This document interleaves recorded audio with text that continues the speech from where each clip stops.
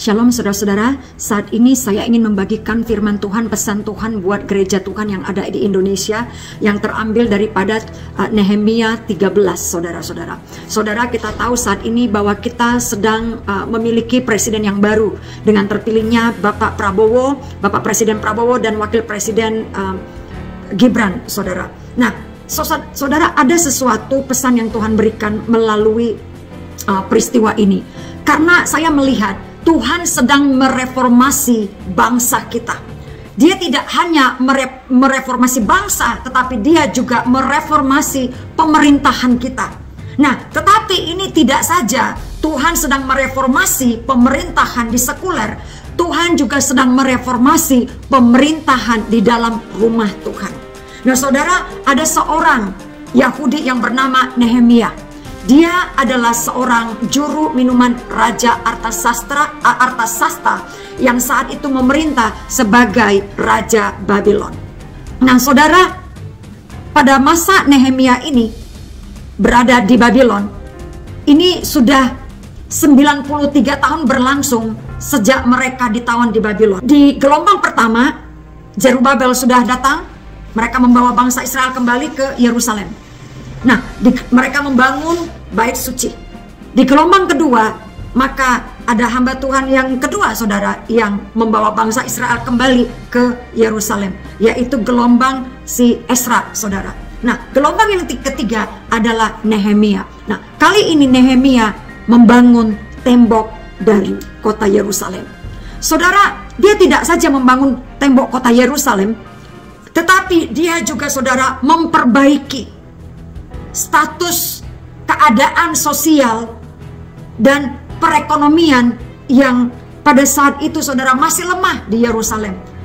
Tetapi Nehemia memiliki hati terbeban untuk kembali ke kampung halamannya, untuk membangun kota tersebut, karena dia menyadari bahwa tembok daripada kota Yerusalem masih belum betul-betul pulih, belum betul-betul dibangun atau sempurna, saudara, karena masih banyak lubang rusak di sana sini.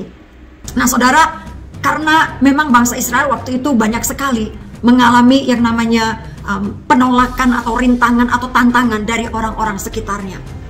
Dan tidak hanya saja itu yang terjadi, saudara, korupsi pun terjadi. Dan korupsi ini terjadi di dalam pemerintahan daripada bangsa Israel pada saat itu. Nah, saat itu Nehemia dipilih menjadi gubernur atas bangsa Israel pada saat itu, atas kota Yerusalem. Itu sebabnya dia ada tanggung jawab untuk melihat kembali keadaan kotanya. Nah, pada waktu, saudara, dia pulang ke sana, dia tidak saja membangun kota tersebut, dan dia juga melihat suasana keadaan sosial atau ekonomi sosial yang saat itu terjadi di kota Yerusalem. Dan dia melihat ada kepincangan-kepincangan, ada banyak lubang-lubang yang mesti harus ditutupi, lubang-lubang korupsi di dalam pemerintahan, di dalam perekonomian mereka, dan juga di dalam rumah Tuhan. Nah, saudara, pada waktu dia sudah menyelesaikan masalah ekonomi sosial di Yerusalem, saudara, dengan membangun tembok-tembok, dia memastikan bahwa bangsa Israel, mereka ada perlindungan, ada tembok-tembok perlindungan, saudara, ada tembok ketahanan militer mereka, supaya mereka tidak lagi, saudara, diserang oleh orang-orang di sekitar mereka yang bukan bangsa Yahudi. Tidak saja hanya itu, saudara, tetapi dia juga perhatikan keadaan rohani daripada umat Tuhan yang ada di sana. Salah satu yang dia lakukan juga, dia memastikan bahwa bangsa Israel mengalami yang namanya spiritual reformation. Saudara, Nehemia melakukan sebuah reformasi. Dan reformasi yang dia lakukan adalah dia membersihkan rumah Tuhan. Saudara, reformasi di Indonesia tidak hanya akan terjadi di dalam pemerintahan kita yang saat ini, di mana Bapak Presiden kita, Bapak Prabowo dan menteri-menterinya sedang gencar-gencarnya menggalakkan suatu pembangunan negara yang bebas korupsi, saudara.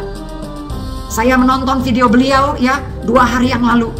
Begitu saya mendengar video tersebut, wow, saya rasa seperti, aku ingin berada di Indonesia saat ini.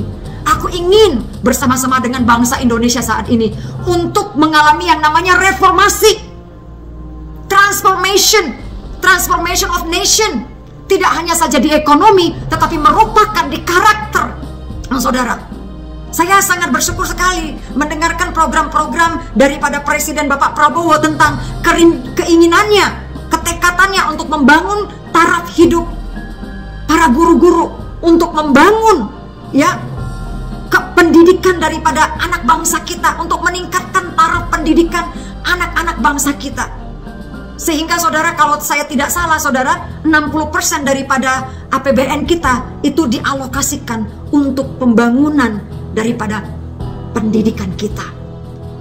Meningkatkan taraf para guru-guru, meningkatkan taraf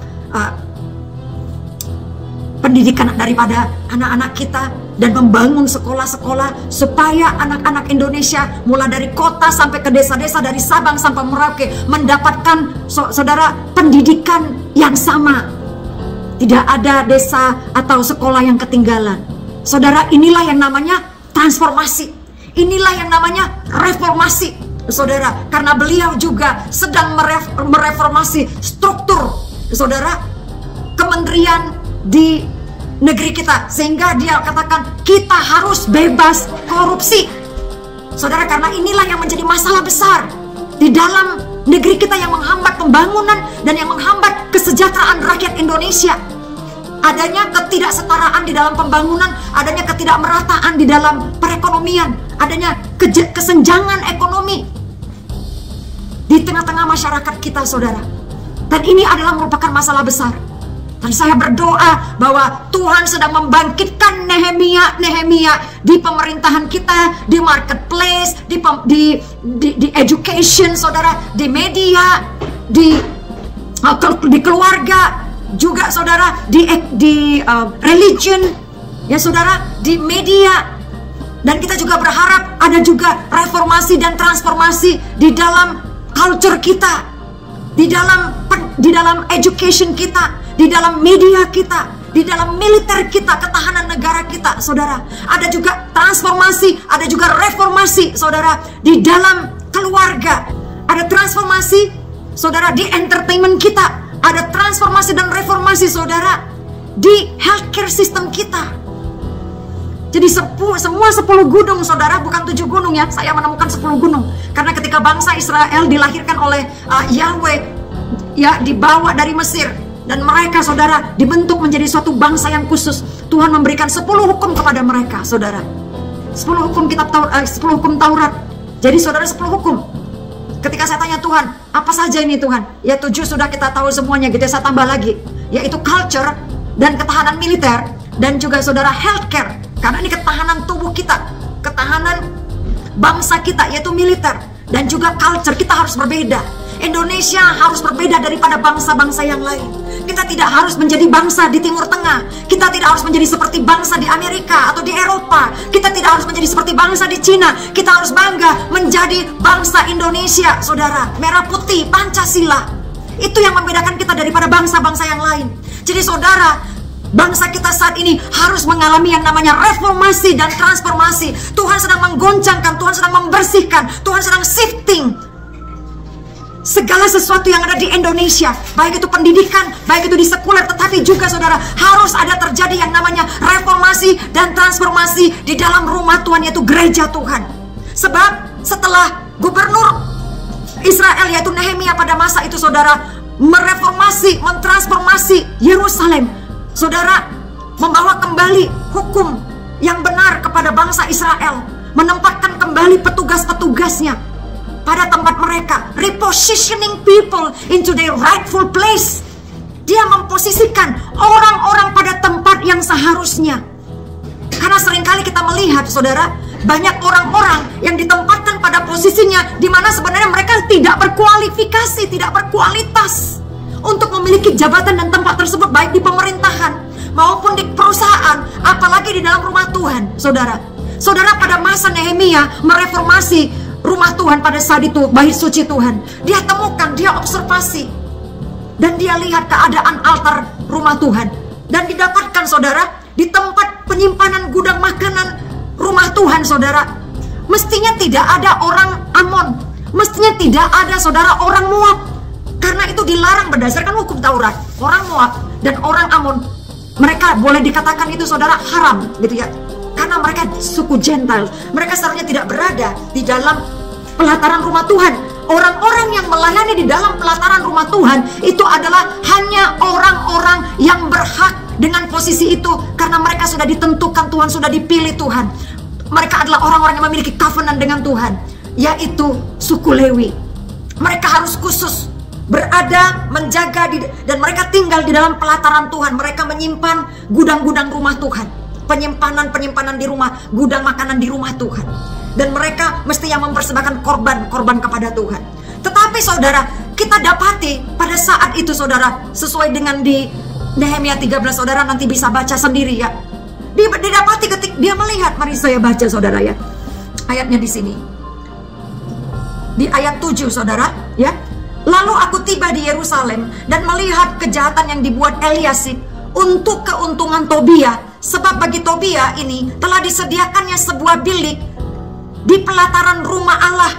Aku menjadi sangat kesal, lalu kulempar semua perabot rumah Tobia keluar bilik itu, dan kusuruh tahirkan bilik itu. Kemudian kusuruh tahirkan bilik itu. Sesudah itu kubawa kembali ke sana perkakas rumah Allah, korban, sajian, dan kemenyan. Saudara, jujur saya katakan, di dalam rumah Tuhan saat ini seringkali saya melihat orang-orang yang melayani di rumah Tuhan adalah orang-orang yang sebenarnya saudara boleh dikata secara rohani tidak layak untuk tinggal di sana. Karena mereka tidak layak akan panggilannya, tidak layak dari cara hidupnya saudara yang belum suci.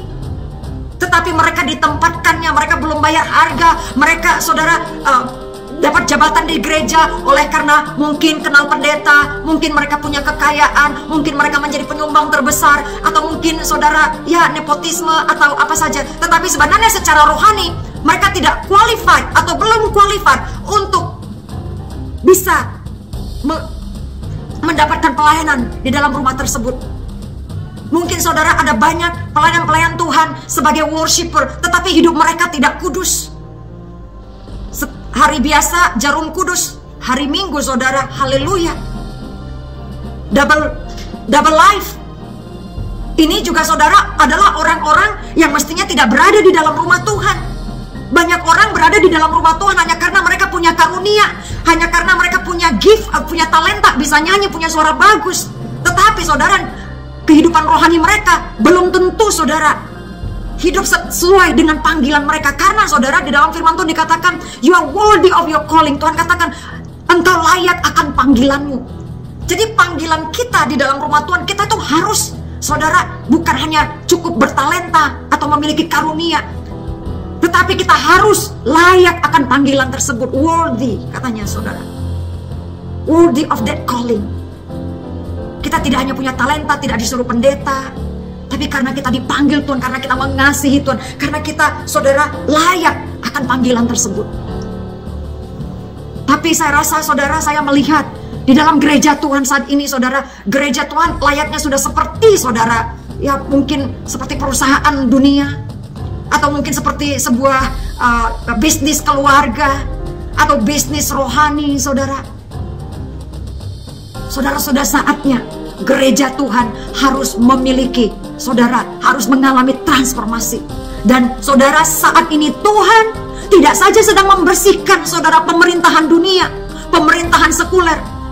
Tuhan saat ini tidak saja sedang mereformasi pemerintahan sekuler, tetapi Tuhan juga sedang mereformasi umat Tuhan. Tuhan harus melemparkan orang-orang yang tidak layak di dalam rumah Tuhan, saudara, yang mereka tidak layak akan panggilannya. Mereka tidak dipanggil. Mereka datang ke sana karena memiliki kepentingan tersendiri dengan motivasi. Mungkin motivasi uang, mungkin motivasi jabatan, mungkin motivasi saudara supaya terkenal, saudara. Mungkin motivasi banyak followers. Tetapi apakah mereka sungguh-sungguh worthy of the calling? Apakah mereka layak akan panggilan tersebut? Saudara, Tuhan Yesus sudah mau datang saudara. Sudah saatnya Tuhan akan membersihkan rumahnya. Dia akan membersihkan gerejanya. Tuhan saat ini sedang menggoncangkan bangsa-bangsa, sedang menggoncangkan pemerintah-pemerintah dunia, bahkan sedang menggoncangkan lebih-lebih lagi saudara, menggoncangkan rumah Tuhan. Karena penghakiman harus dimulai daripada rumah Tuhan. Rumah Tuhan memiliki panggilan yang disebut rumah doa bagi segala bangsa. Kita harus membawa kembali gereja Tuhan kepada panggilannya yang semula, yang seharusnya, yang telah ditetapkan oleh Tuhan, yaitu menjadi rumah doa bagi segala bangsa. Saudara, apakah kita telah menjadikan gereja kita atau rumah Tuhan menjadi rumah doa bagi segala bangsa? Atau kita menjadikan, saudara, rumah Tuhan menjadi sarang penyamun? Apakah kita menjadikan, saudara, rumah doa gereja Tuhan menjadi tempat berkumpul para orang Kristen, saudara? Seharusnya gereja dipanggil untuk menjadi rumah doa bagi segala bangsa, bait suci Tuhan yang kudus. Jadi saudara, Tuhan akan datang ke dalam tiap-tiap gereja Tuhan, dan dia harus membersihkan rumahnya. Dia harus, saudara, membersihkan rumahnya supaya rumah Tuhan tidak bercacat celah. Saudara, Tuhan akan melemparkan Tobia-Tobia dari rumah Tuhan. Dan segala perkakas-perkakas yang mestinya tidak berada di dalam rumah Tuhan harus dibuang daripada rumah Tuhan. Apa, saudara, perkakas-perkakas ini? Perkakas-perkakas bisa saja, saudara, program-program yang bukan berasal daripada Tuhan. Sistem-sistem pengajaran-pengajaran, doktrin-doktrin yang bukan daripada Tuhan mesti dikeluarkan daripada rumah Tuhan. Kita harus memiliki betul-betul, saudara, mana daripada surga. Saudara, kita baca ini di ayat 9. Nehemia mentahirkan bilik tersebut. Lalu, saudara, dia memposisikan, menaruh kembali, saudara, repositioning people into the rightful place. Nehemia membawa kembali perkakas-perkakas rumah Tuhan yang semestinya ada di dalam Tuhan. Bukan perkakas daripada orang dunia, saudara, sistem dunia, program-program dunia. Saudara, rasanya saya melihat di dalam gereja-gereja akhir-akhir ini, saudara, lebih banyak program dunia daripada, saudara, program-program daripada hati Tuhan. Saudara, kita baca di sini. Kemudian kusuruh tahirkan bilik itu. Sesudah itu kubawa kembali ke sana perkakas-perkakas rumah Allah, korban sajian dan kemenyan. Saudara, berarti pada waktu itu pertama perkakas rumah Allah udah nggak ada lagi di sana, saudara. Yang ada adalah barang-barangnya si Tobia yang mestinya nggak ada di sana. Dan lalu, saudara, korban sajian. Apa itu korban sajian, saudara? Yaitu doa-doa, mesbah penyembahan, penyembahan yang kudus, penyembahan yang tidak bercacat celah, saudara. Kemenyan melambangkan korban-korban bakaran daripada umat Tuhan ya, lewat pujian, penyembahan. Tapi tidak hanya sekedar nyanyian-nyanyian saja, saudara. Doa juga. Saya pernah berada di satu gereja di mana, saudara, doa itu adalah di dalam gereja tersebut mendapatkan tempat yang paling kecil. Seringkali saya perhatikan, saudara, ya, di dalam sebuah gereja, kalau hari Minggu ibadahnya itu, saudara, megah begitu, saudara. Kalau hari Minggu gitu ya, semua pemimpin pujian, penyanyi-penyanyi diberikan yang terbaik gitu loh, saudara. Ya, karena apa? Banyak jemaat kan? Begitu. Ini ibadah hari Minggu gitu, saudara. Tapi ini waktu doanya, saudara, berada di kayaknya itu di hall, ya, di hall tempat ngumpulnya. Kalau hari Minggu itu tempat kumpulnya orang berfellowship, saudara. Nggak ada itu sound system yang terbaik, tidak ada itu mikrofon yang terbaik gitu loh, saudara. Penyanyi-penyanyinya pun terbatas, worshipernya pun, saudara, cuma 1-2 orang yang datang, saudara. Hari ini saya baru selesai gitu ya dari acara doa. Padahal musiknya itu bagus banget, saudara. Kalau hari Minggu, waduh, urapannya luar biasa. Tapi giliran doa cuma sebulan sekali, saudara, ya. Ini acaranya begitu. Musiknya itu, saudara, nggak ada yang main musik, nggak ada yang nyanyi, saudara. Yang ada itu cuma dikasih sound musik background sedikit gitu loh, saudara. Itu pun sepoi-sepoi sedikit suaranya. Saya pikir, well, ternyata begitu rupanya sikap hati kita ya. Waktu kita mau berdoa, saudara, kan gereja Tuhan dipanggil menjadi rumah doa bagi segala bangsa. Giliran, saudara, acara doa, kita berikan yang terkecil, yang terminim. Saudara, kita tidak menjadikan doa menjadi prioritas daripada kehadiran daripada gereja tersebut atau daripada ibadah kita. Jadi, saudara, doa bukan menjadi prioritas daripada gereja Tuhan. Padahal kalau kita lihat ini, saudara, Nehemia, ini dia memberikan korban sajian dan kemenyan. Berbicara soal doa, kita tahu di Wahyu saudara, bagaimana doa-doa orang kudus itu seperti kemenyan yang naik ke hadirat Tuhan saudara. Saudara, di dalam 2 Timotius 2 ayat 20, saudara, dikatakan di sini, dalam rumah yang besar bukan hanya terdapat perabot dari emas dan perak, melainkan juga dari kayu dan tanah. Yang pertama dipakai untuk maksud yang mulia, dan yang terakhir untuk maksud yang kurang mulia. Jika seorang menyucikan dirinya dari hal-hal yang jahat, ia akan dipakai menjadi perabot rumah untuk maksud yang mulia. Ia dikuduskan, dipandang layak. Jadi saudara, seperti tadi saya katakan, kita mesti layak saudara untuk akan panggilan kita. Dia dipandang layak untuk dipakai tuannya, dan disediakan untuk setiap pekerjaan yang mulia. Sebab itu jauhilah nafsu orang muda, kejarlah keadilan, kesetiaan, kasih, dan damai bersama-sama dengan mereka yang berseru kepada Tuhan dengan hati yang murni. Hindarilah soal-soal yang dicari-cari, yang bodoh dan yang tidak layak. Engkau tahu bahwa soal-soal itu menimbulkan pertengkaran. Sedangkan seorang hamba Tuhan tidak boleh bertengkar, tetapi harus ramah terhadap semua orang. Ia harus cakap, mengajar, sabar, dan dengan lemah lembut dapat menuntun orang yang suka melawan. Sebab mungkin Tuhan memberikan kesempatan kepada mereka untuk bertobat dan memimpin mereka sehingga mereka mengenal kebenaran. Dan dengan demikian mereka menjadi sadar kembali karena terlepas dari jerat iblis yang telah mengikat mereka pada kehendaknya. Saudara, akhir-akhir ini kita baru dihebohkan dengan viralnya, saudara ya, salah satu utusan daripada Bapak Presiden kita, saudara, saya tidak perlu sebutkan namanya, saudara ya. Nah, beliau mendapat kecaman dari banyak dan kritikan dari netizen dan juga dari pemerintahan, saudara, atas tindakan yang beliau nyatakan, karena saudara, dia sebenarnya dipilih untuk menjadi pemimpin umat, untuk membawa kedamaian, ya, untuk menjaga kerukunan di dalam beragama. Jadi dia adalah seorang pemimpin spiritualis dari saudara kita dari seberang, saudara ya. Nah, ini jabatannya sangat tinggi. Dia punya 2 jabatan, satu jabatan di dalam kalangan daripada sesama Muslim gitu ya. Nah, yang kedua, dia juga adalah tentu karena dia berada di bawah pemerintahan, di bawah staf khusus presiden, saudara, ya, di dalam bidang keagamaan, saudara, untuk membawa pesan damai kepada sesama umat beragama, begitu ya, saudara-saudara. Tentunya ini punya 2 jabatan di masyarakat dan juga di dalam masyarakat rohani, his sphere of influence gitu, ruang lingkup pengaruhnya.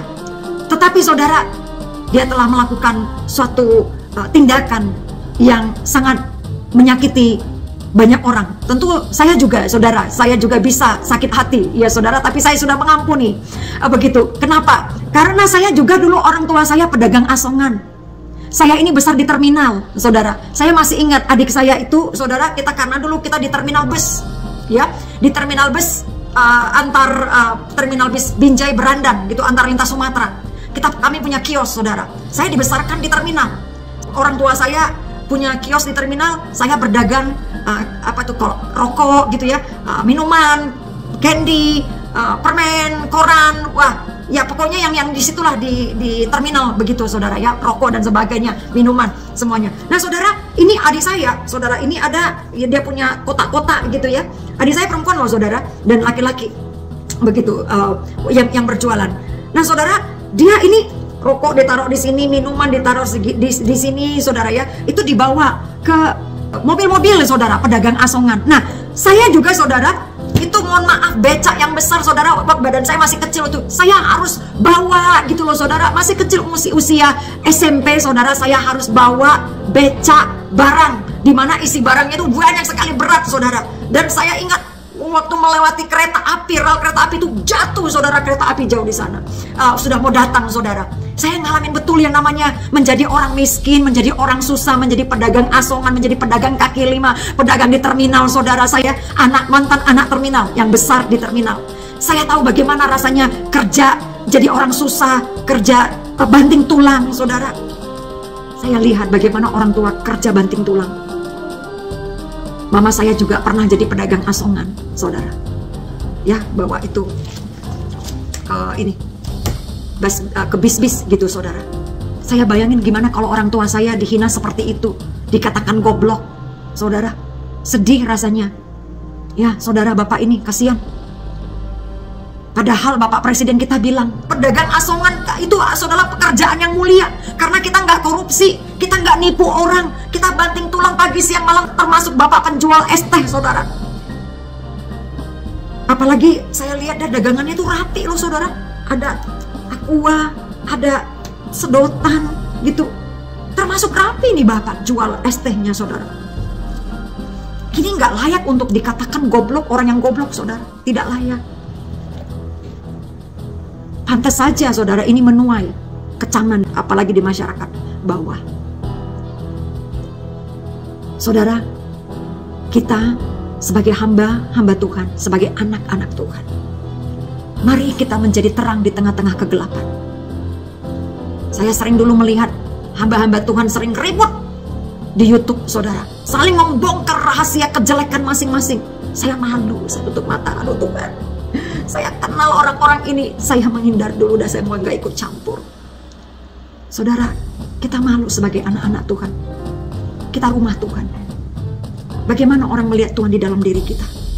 Kalau kita tidak bisa, saudara, mencerminkan kebaikan Tuhan, tidak bisa mencerminkan kelemah lembutan Tuhan, kasih Tuhan, pengampunan Tuhan, kasih karunia Tuhan. Kita ini, saudara, harus menjadi, saudara, citra daripada karakter Tuhan yang tidak kelihatan. Apalagi kita punya jabatan sebagai hamba Tuhan, apalagi saudara kita punya jabatan di dalam komunitas bangsa kita. Tanggung jawab kita tidak hanya kepada Tuhan, tapi tanggung jawab kita kepada rakyat dan pada pemimpin kita, saudara, di dunia ini.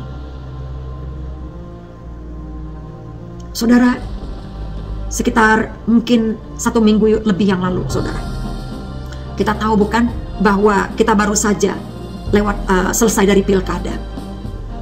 Tiba-tiba ada murid saya, saudara, mantan murid, karena mereka sudah lulus.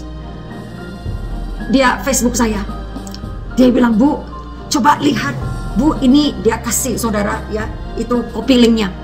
Ini ada orang yang bicara tentang ibu. Terus akhirnya saya klik gitu loh, saudara. Saya baca-baca, itu dikatakan, bagaimana pendapat Anda tentang Hannah Hudson? Saya tidak kenal orang ini, saudara. Saya pikir, wah, siapa orang ini, tidak ada di tempat pertemanan saya. Jadi saya tidak bisa posting, saudara. Nah, di situ dikatakan, saudara, bahwa wah, dia itu temannya Pak Dharma Pangrekun. Bahkan dia itu bikin jual kaos, kaosnya saya mendukung dan jual kaos Pak Dharma dan macam-macam, saudara. Saya pikir-pikir, sejak kapan saya ya bikin kaos untuk pawai kampanye Pak Dharma? Walaupun saya kenal beliau gitu ya, saya tidak pernah bikin kaos, apalagi untuk bikin kaos Pak Dharma, untuk kampanye Pak Dharma gitu ya, saudara.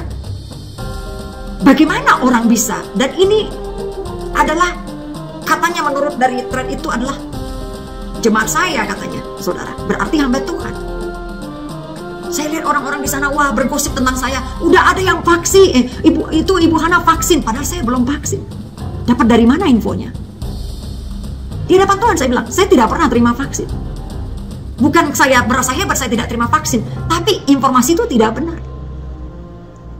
Dan saudara, secara manusia panas juga hati gitu ya. Ini macam mana ini hamba Tuhan ini? Katanya hamba Tuhan, tapi kok begini kelakuannya? Ya, bergosip sesuatu yang tidak benar. Bagaimana kita mau tadi ini hindari soal-soal yang dicari-cari, yang bodoh, yang tidak layak? Engkau tahu bahwa soal-soal itu menimbulkan pertengkaran, saudara. Dikatakan di firman Tuhan, dia jauhilah nafsu orang muda, kejar keadilan, kejar kesetiaan, kasih dan damai sejahtera bersama-sama dengan mereka yang berseru kepada Tuhan. Saudara, kalau saya ngikutin daging, saya tuh hampir kasih tahu, hampir balas lagi. Tiba-tiba Roh Kudus bicara, Hana, ingat, kamu sudah mati, sudah memberikan nyawamu bagi seluruh bangsa Indonesia. Masih ingat, saudara, di bulan Maret saya doa puasa Esther, saudara, 3 hari 3 malam tidak makan tidak minum. Saya benar-benar memberikan diri, memberikan nyawa untuk bangsa Indonesia. Karena saudara, sejak saya usia 19 tahun, saya tidak pernah doa, puasa 3 hari 3 malam, tidak makan, tidak minum. Apalagi saya dalam keadaan, saudara, saat itu sakit. Hemoglobin saya 4. Saudara, 4 aja saudara, itu orang sudah bisa stroke, sudah bisa jantungan, sudah bisa tiba-tiba organnya mati, organ-organnya berhenti. Saat itu saya tidak tahu, tapi saya bilang, Tuhan, ini aku nggak tahu bagaimana rasanya 3 hari 3 malam, 3 hari 3 malam tidak makan dan tidak minum. Aku belum pernah melakukannya.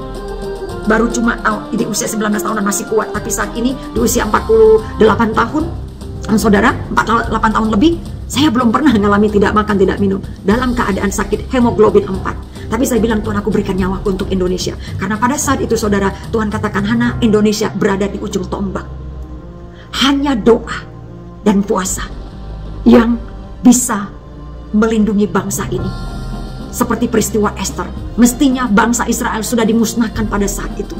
Tetapi karena seorang Esther berdoa puasa 3 hari 3 malam, saudara, mereka berdoa berseru kepada Tuhan untuk minta perlindungan, perkenanan kepada Tuhan untuk keselamatan bangsanya. Saudara, Tuhan menjawab. Saat itu saya cuma ingat satu begini firman Tuhan.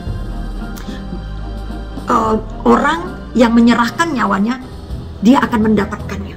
Tetapi orang yang takut kehilangan nyawanya, dia akan kehilangannya. Jadi saudara, saya tahu kalau saya memberikan nyawa saya untuk Indonesia, pasti saya akan mendapatkannya, karena itu janji Tuhan.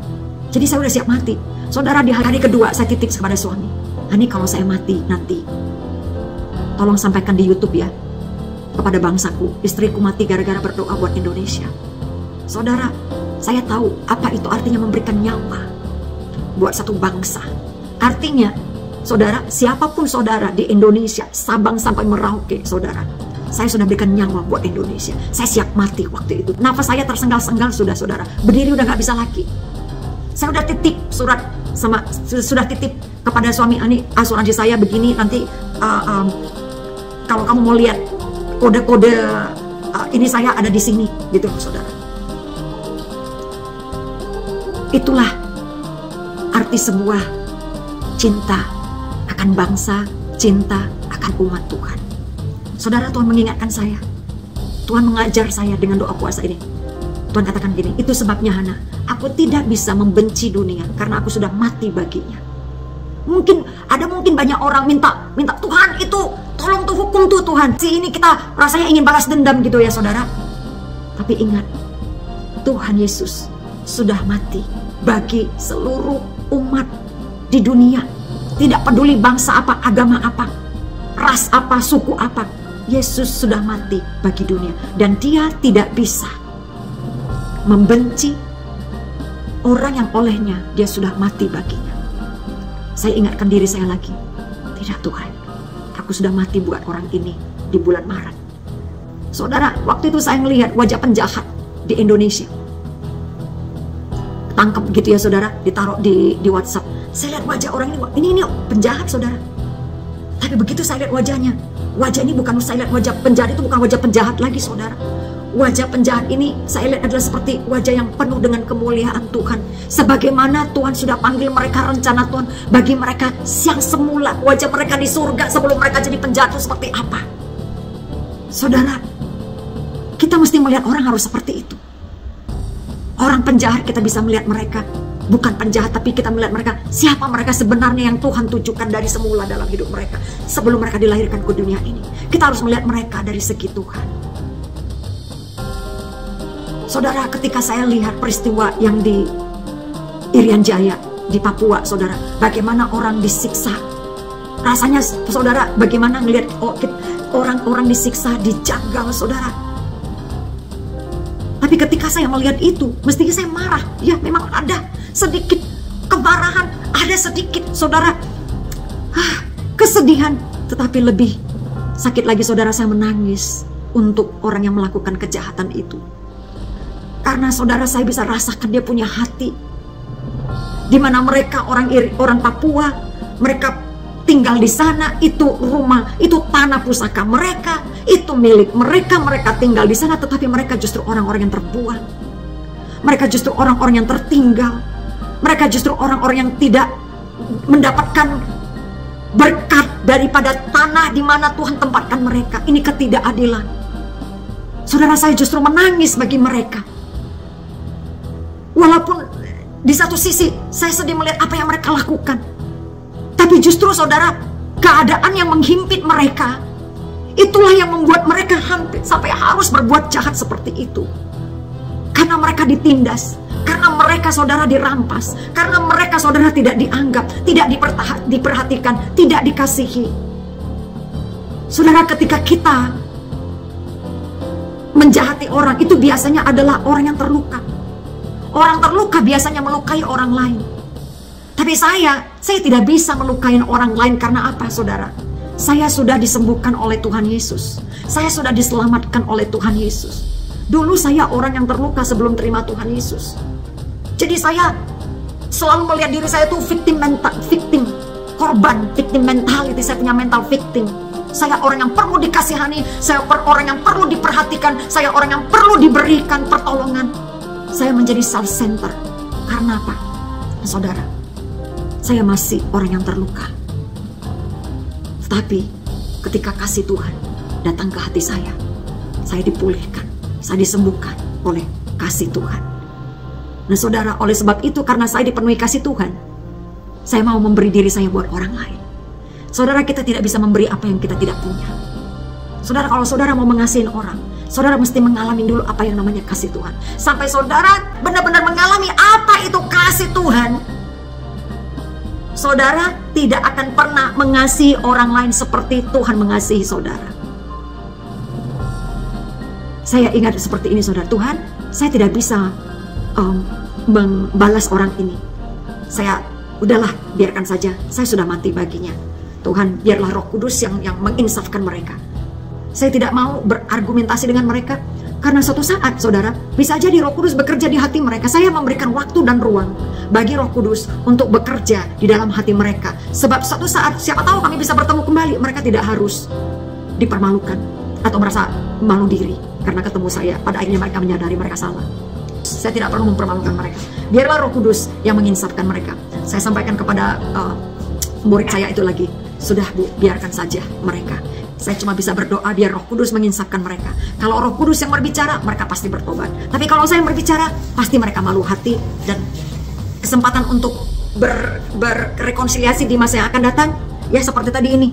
Mungkin Tuhan memberikan kesempatan kepada mereka untuk bertobat dan memimpin mereka sehingga mereka mengenal kebenaran. Jadi saya ingin memberikan kesempatan kepada mereka untuk mereka mengenal kebenaran, saudara-saudara.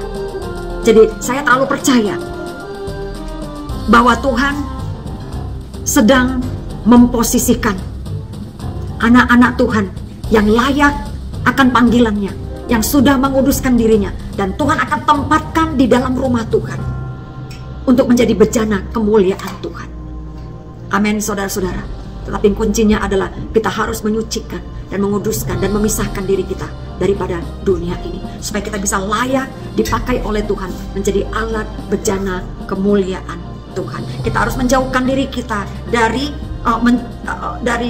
soal-soal yang dicari-cari, saudara. Soal-soal yang bodoh, soal-soal yang tidak layak bagi kita anak-anak Tuhan untuk, saudara, dipersoalkan. Kita harus menjadi pembawa damai, bukan menjadi orang yang suka bertengkar, suka berkelahi, atau suka bergosip. Biarlah kita menjadi rumah doa yang suci, yang kudus, yang tidak bercacat celah. Amin. Tuhan Yesus memberkati. God bless you. Bye-bye.